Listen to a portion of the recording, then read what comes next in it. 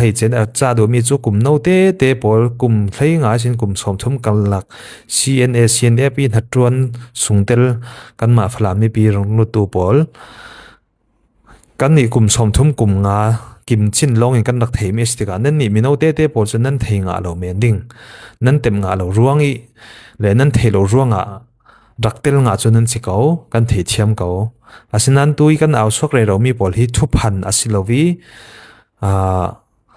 an thuan thu pol kan phor re ro mi pol hi le an chang sok da mi pol kan rak sim mi pol hi tui nia mo siat du nak rel siat nak men khas lowi atak take thil achang mi son kha tui ni tianga an tu atwan re ro mi an ara swa re ro mi pol kan hu sal mi le kan tep sal re ro mi lai si ti mi te kha kan sim du son nak simo chu khatlam mino thangthar te polin an thei thiam theu lawi a phonin tu hi kati bangin kan ma phla mi sunte te pol hun ma an bek vi votika mi thazet le mi du dot zet le phla mi pi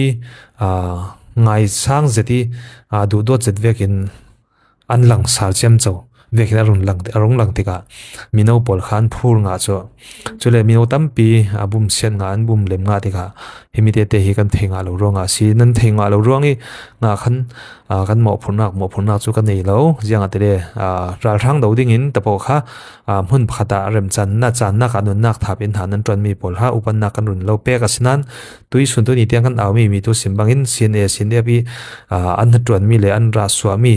an chitu ra mi pol an chitu ra swami pol tu sun tu ni kan rak zo vi bo kan thlir wi bo sile kan falami thil nei nun tha le falam thang lian ding in ti tiang in sat chat da tu pol kha tu nia amidang an si chuang thri lo an ma an silai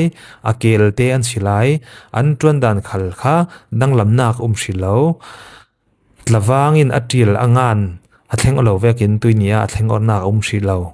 chang a in a pheizong a phe bangin tuini tiang a pheizong an phe lai timi kha kan theding hi a poimo ngai si